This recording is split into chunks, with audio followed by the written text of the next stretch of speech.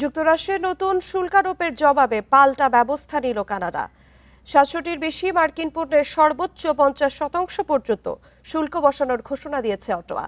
৮ September থেকে কার্যকর হবে এই শুল্ক। যুক্তরাষ্ট্রের সঙ্গে বাণিজ্য আলোচনায় অগ্রগতি না হওয়ায় ১,৯৯০ কোটি মার্কিন ডলারের মার্কিন পণ্যে নতুন শুল্ক বসতে যাচ্ছে। ইস্পাত, অ্যালুমিনিয়াম থেকে শুরু করে কৃষি যন্ত্রপাতি, প্লাস্টিক ও ইলেকট্রনিক্সের মতো বিভিন্ন খাতেই পড়বে শুল্কের প্রভাব। পণ্যের ধরন অনুযায়ী শুল্কের হার হবে ১৫ থেকে সর্বোচ্চ ৫০%।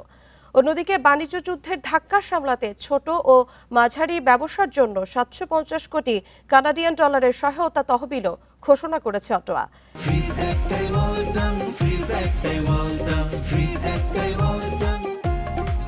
কানাডার এই সিদ্ধান্ত এসেছে মার্কিন প্রেসিডেন্ট ডোনাল্ড ট্রাম্পের নতুন শুল্ক আরোপের কয়েকদিনের মধ্যেই। এর আগে শনিবার কানাডার বিভিন্ন পণ্যে ৫০% শুল্ক আরোপের ঘোষণা দেন ট্রাম্প। এরপর সোমবার কানাডার গাড়ির উপর শুল্ক বাড়ানোর কথা জানান তিনি।